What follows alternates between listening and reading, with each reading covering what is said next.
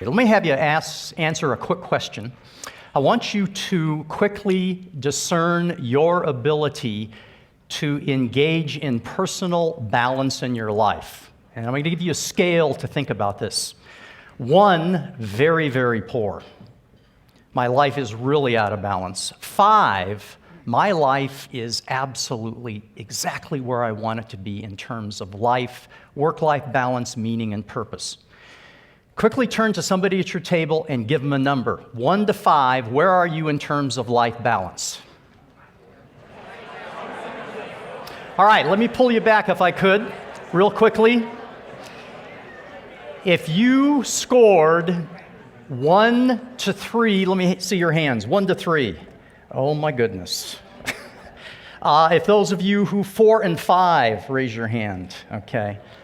4 and 5s are probably lying a little bit, you know. It's in the afternoon, right? Okay, remember, Dr. Wansick may be looking, okay, someplace. Let me ask you this question. How do you think this person rates in work-life balance?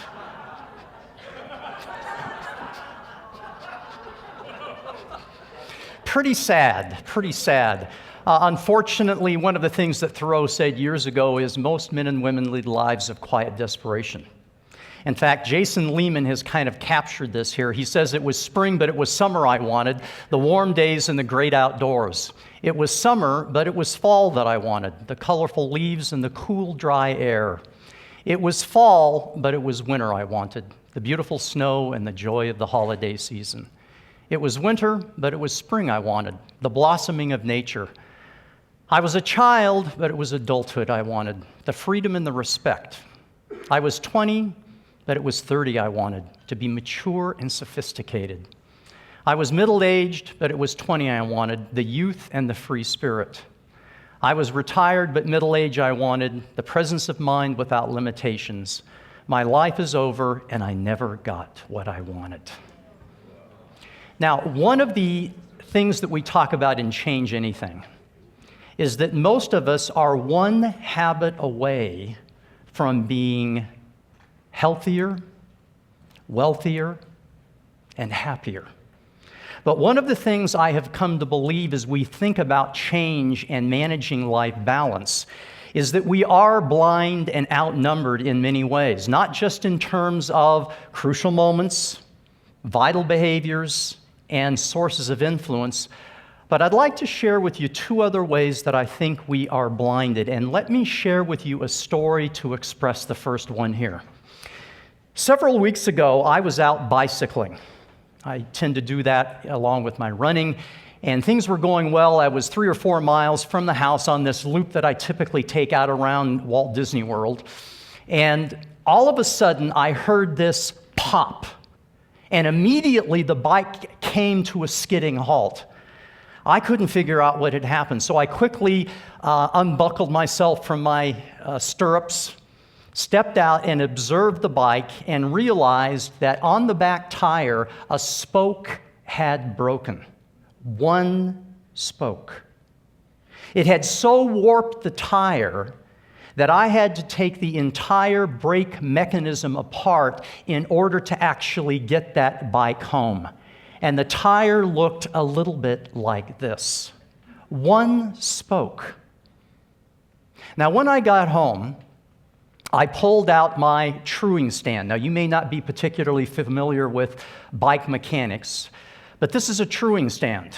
And what this stand is designed to do, along with this spoke wrench, is to be able to insert that new spoke, pull it in, and then begin the process of truing the wheel, which is the expression, bringing it into alignment, creating an integrity and a strength within that wheel. But in order to do this effectively, one of the things that you have to understand a little bit is something about the engineering design of a bicycle tire. If you've ever studied one, there are about 36 spokes. Now, it will vary from bike to bike, but most bikes have about 36 spokes.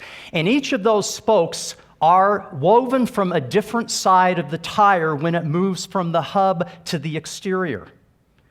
So whenever you are working on a truing stand, you have to understand that anytime you're trying to take that bend out of the wheel, you've got to adjust two spokes at any point in time. You have to tighten one, and you have to loosen the other. And when I began looking at this in terms of its design, I thought it is really quite remarkable because there is not a single spoke on that wheel that acts independently. There's an interdependence that exists and allows that wheel strength, integrity, and function. So if we go back to this truing stand and begin to realize that there are three essential things that anyone who trues a tire has to do. First of all, you've got to stop. You can't do this while you're riding. Just wanted to make that clear, okay? It can be very dangerous. Secondly, I've got to look, because as I spin the tire, there are two calipers here that you move closer and closer to the rim, and when you see that touch, you back the rim off, you take that spoke wrench, and you tighten one spoke a little bit, and another spoke correspondingly, you begin to loosen it a little bit. And eventually you will get it very straight and true. But if you happen to be a Tour de France racer, you don't stop there. Because you know that when you come out of the mountains, the Pyrenees, and you begin coming down these mountains, you will be traveling in excess of 60 miles an hour. And I can tell you right now that a small wobble at 5 miles an hour is catastrophic at 60 miles an hour. So they will not only stop and look, but they will listen. And they will spin that tire, and they will listen for a small nick that the naked eye sometimes can't see. Stopping, looking, and listening. Now, I'm not here to make you an expert tire truer today. What I am here to hopefully do is to help you to understand that there are some significant lessons in truing a tire and in truing your life. Finding balance, finding meaning, and finding purpose. And to that end, as we talk about in Influencer, and also in Change Anything, you have to become the scientist and the subject. And one of the myths that we have to debunk, which is very much related to not only the bicycle tire but our lives, is the myth of compartmentalization. See, there's a tendency to think that, well, I really don't need to exercise today because it really isn't going to affect the rest of my life. Thanks for playing, try again. Every part of your life is impacted by every other part of your life. And when you begin thinking about this and begin taking this seriously, it helps us to understand that not only are we blind in trying to change our lives in terms of crucial moments and vital behaviors and influences, but we may be blind to this idea of compartmentalization. It does make a difference. And let's talk a little bit about that. If we could use this wheel as a metaphor, and divide your life into 4 general areas. So we're going to take this to represent your life, and we're going to say that 1/4 of these spokes are the physical area of your life. 1/4 of these spokes are the mental area of your life, in terms of what are you doing to nurture and strengthen that mental part of your life, to lower the stress levels. What are you doing in terms of the relationship levels of your life? What are you doing to nurture the spiritual areas of your life in terms of meaning and purpose? And when you put all of these together, it's really quite interesting, because when you begin to understand that any spoke in any one of these areas, when it is not trued, which creates a variation in this tire, it begins to create vibration in your life. Now, you've all experienced that going down the road, haven't you, in a car?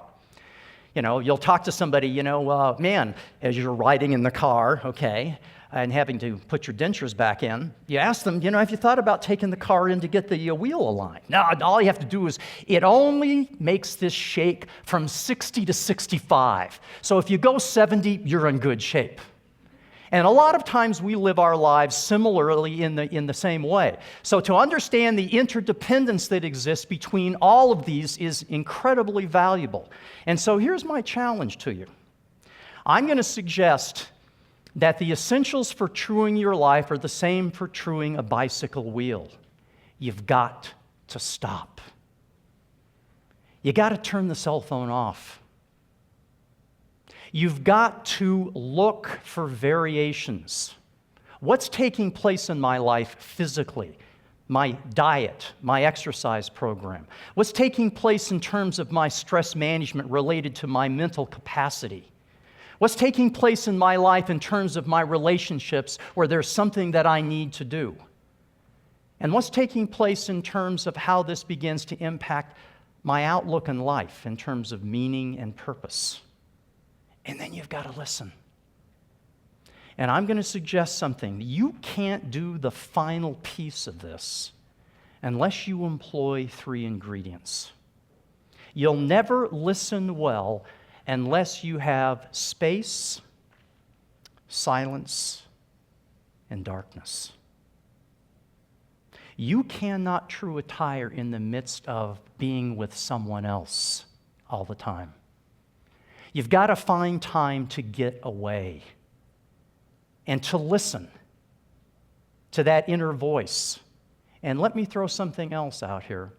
You've got to take time to listen to other people who love you and want to see you succeed, but may see some glaring weaknesses that you don't see. Stopping, looking, and listening. And in order to do this effectively, it has to be done daily. It has to be done weekly. It has to be done yearly. Because once you get a tire in true, just normal road wear and tear and vibration will cause variations in those spokes. You hit a pothole, and it begins to jar a couple of spokes, but the corresponding tension on that wheel now is transferred to other areas. You've got to find a time to stop, look, and listen. Now, we don't have time to go through all of these, but I'm going to go through one real quickly. I want you to think about your physical life. And I love this quotation, but let me ask you this question. If I were to say to you after the session today, and I walked up to you and said, hey, listen, want to go for a run today? I want you to turn to your neighbor. This is a 5-second quick check-in. Would you be happy, sad, or indifferent to that request? Quickly, turn to your partner. If I said, let's go for a run today. All right, let me pull you back. I am sure we've got a whole spectrum, okay? Some of you would say drop dead, okay? Others might say, well, let me go get my shoes. But one of my favorite authors who has written a number of books is a cardiologist by the name of George Sheehan. And I love what he has to say about play. In fact, he says Plato was wrong. The question is not to be or not to be. The question is to play or not to play. That's the real question. And listen to what he has to say. This is a physician who's giving this advice. He says, run only if you must, if running is an imperative that comes from inside you and not your doctor. Otherwise, heed the inner calling to your own play. Listen. Notice what he says. Stop, look, listen. Listen, if you can, to the person that you were and are and can be, and then do what you do best and feel best at. Something you would do for nothing. Something that gives you security and self-acceptance and a feeling of completion, even moments when you are fused with your universe and your creator. And then he says, when you find it, build your life around it. I'm going to tell you emphatically that your ability to facilitate crucial conversations, crucial confrontations, influence and change anything has a correlation to how well your life is balanced. You cannot get up in front of people when your physical, mental, spiritual, or social, emotional life is out of true. Find it and build your life around it.